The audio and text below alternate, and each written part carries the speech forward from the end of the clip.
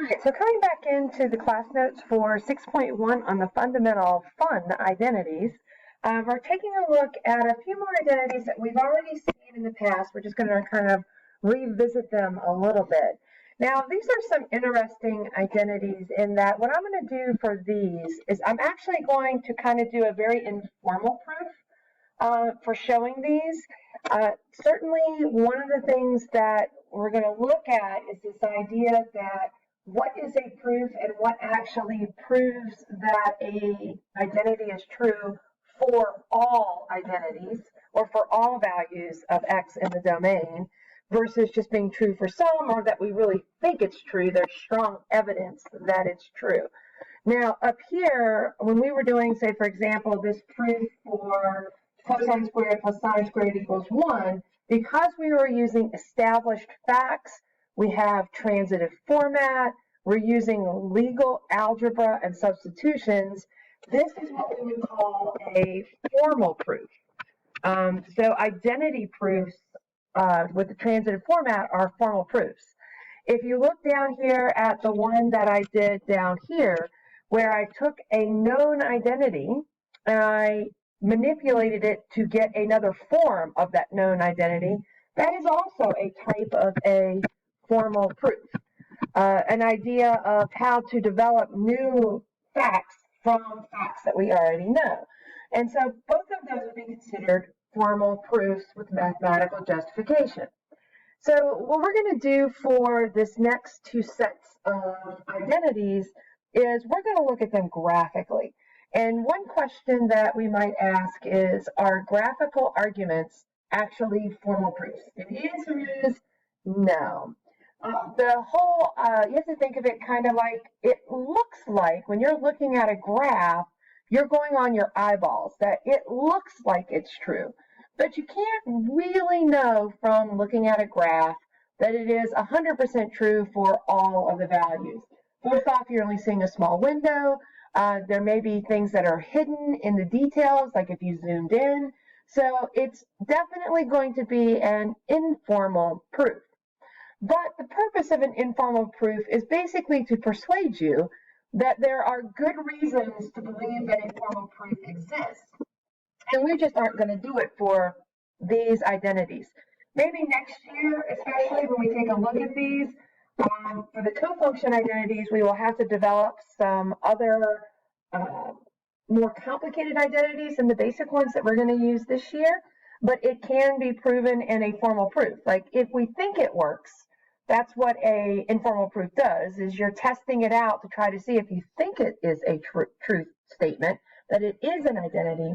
And that just means that if it looks like a duck and walks like a duck, it probably is a duck, but to prove that it's a duck, you have to actually go test its DNA. So that's kind of what we're going to do for this. So we're going to look at this graphically. Now, we've already seen the even and odd identities, but I'm just going to remind you, this is from Algebra 2, that when we are looking at symmetry of a function, so, and this is, for all functions, but when we talk about symmetry, we have two kinds. We have one symmetric with respect to WRT with respect to the y-axis. This is called even symmetry. And if you will remember that when you take your function, whatever it is, and you plug in negative x, that a horizontal flip of that function does not actually do anything to the function. Sure, it flips the points around, but it ends up looking exactly like what it started with. And so that was our kind of even symmetry test. F of negative x was equal to f of x. And then our odd symmetry, symmetric with respect to the origin, would be odd symmetry. And in that one, when you plug in negative x into your function, you get the opposite of f of x. So kind of graphically, if you had a point up here that was x, y, or let's not use x, y. Let's say that x and y are generic. Let's call them a and b, because they're going to be positive numbers in this case, since I put them in quadrant 1. And then over here, I said, what point, if you have even symmetry, what other point must also be on the graph? and that would be the point over here, mirror image reflected across the y-axis, and the coordinates of that point would be negative a, b. And notice that when you input your x of a in, you get an output, f of a, that's equal to b. Over here, when you put in your x of negative a, you get f of negative a. It also returns the same y value, b. So it's showing you that they are exactly the same. Since both of these are equal to b, then certainly they are equal to each other. And then we also have this symmetry over the origin. And in that case, same idea. If I had a point, positive coordinates a, b, and the other point that must be on when you're symmetric over the origin is, remember, it's a 180-degree rotation, but you end up down here, and it would have the coordinates of negative a, negative b. So when you plug in, same idea. If I think of x as a, then f of a equals b over here. Down here, I plug in f of negative a, and f of negative a is equal to negative b. And notice that these are opposite of each other, and that's why there's a minus right here in front of that. The y value for negative x is the opposite of the y value for x. And so that was kind of a little quick recap for you from Algebra 2. So when we do our even-odd identities, basically all we're thinking about is symmetry of the functions that we have graphed. And so I did a little quick Desmos for us. So let's come over here to Desmos. Let's see if I can go to it here. So the first one I have on here is your regular sine graph, pretty straightforward, sketched out. Now, if I look at it and I put our sine of negative x, plugging in negative x, clearly not the same as what I started with, right? So the red graph, I'm going to turn it off now because they are not the same. That would mean that it does not have even symmetry. If I take a look and I turn on the opposite of sine of x, do you see how I have the flip there? Notice that the blue and the green, turn them on, turn them off, turn this off. See, they lie exactly on top of each other. Now, again, this is not proof. This is a verification in my eyeballs that this appears to be an odd function. So we would look at it in that way. And so sine is an odd function. If we take a look at something like, say, secant, here was our graph of the secant function. If you remember that from our notes earlier. I'm not showing, of course, the vertical asymptotes in there. In Desmos, it doesn't graph those, but they're there. Pretend that there's little dotted lines in between there. All right, so now think about what symmetry that has. Does this look like I could flip it over the y-axis and get exactly the same graph back? So to our eyeballs, the answer is yes. And if I click on secant of negative x here, notice that it's black. It ends up being in exactly the same place. I don't even need to put this negative secant of x on there because that clearly isn't even in the same place. You see how I have extra? So I'm going to turn that off, and then remember, there was the original. Here's the secant of negative x. So they are exactly the same. Plugging in negative x gives you the same output as plugging in x. There's your even function for secant of x. And then another one to look at would be, say, the tangent function. Now, let's turn these off. Remind ourselves what our tangent function looks like. So if you're looking at that visually, what kind of symmetry does it have? Is it symmetric over the y-axis, or does it appear to have rotational symmetry over the origin? And hopefully you're saying, ding, ding, ding, rotational symmetry over the origin. If I take and look at the tangent of negative x, we see that it's clearly not the same as the original, so let's take that off. But it is the same as the opposite of negative tangent of x. So that one has odd symmetry. Again, not proofs, but definitely, something to look at in terms of a verification to ourselves about this proof. So if you take a look at it, there are exactly two even functions, only two. And so they're highlighted over here. Cosine and secant are the only even functions, the only ones that are symmetric with respect to the y-axis. Those are the only two.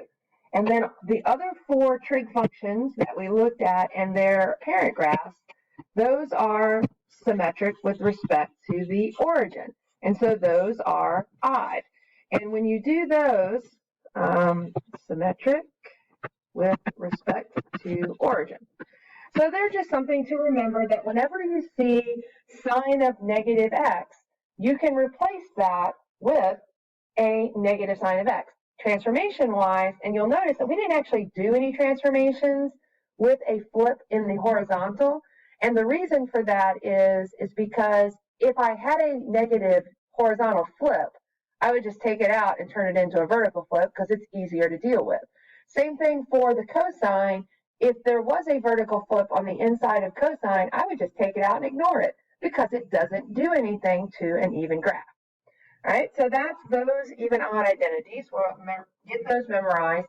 Typically what you're going to see is somewhere in the problem, you'll see sign of negative x, and your job is just to know, hey, I'm going to replace it with the negative of sign of x to help you simplify. All right, and then we're going to take a look at our cofunction identities. And if you'll remember, kind of going back to the right triangle, that if I have an angle, and we're going to call that x, then the complement over here, and again, we're going to do this in radians, is pi over 2 minus x, like 90 minus x.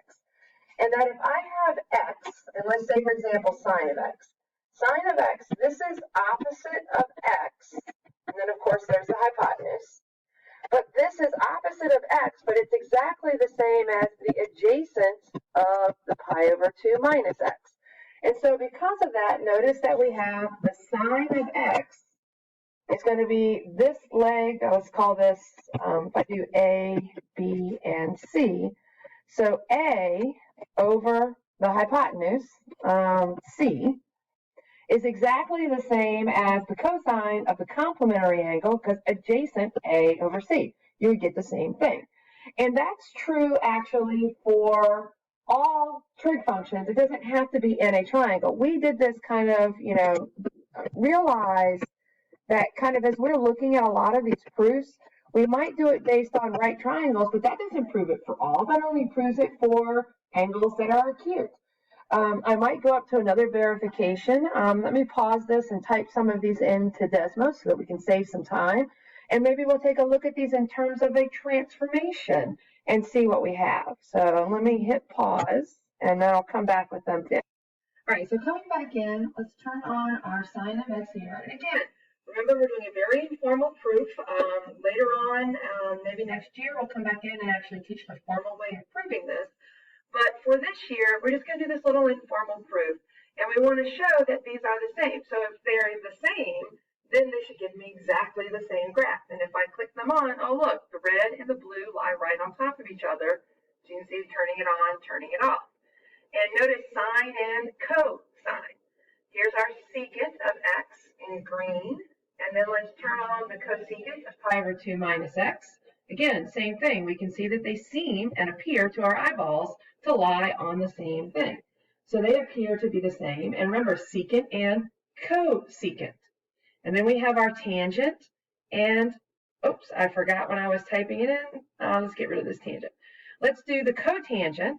All right, here's the cotangent graph that we had graphed before. And let's turn on the tangent of pi over 2 minus x. And we can see that they are exactly the same to our eyeballs. Not a formal proof, but definitely kind of gives us the idea that the transformations that occur when you have negative x or pi over 2 minus x, we could put it in transformation form and play around with it, but we would see that those are exactly the same. And these are easy to remember because when we take a look at it, what you're going to see is that the sine, cosine, cosine, sine. They are named because of the complementary functions, right? So before we start kind of going into these, we're going to go into part 2 of these notes in a second. This is going to end this video. But when we start looking at these, using these identities, just understand that there is a big difference between verification and proof.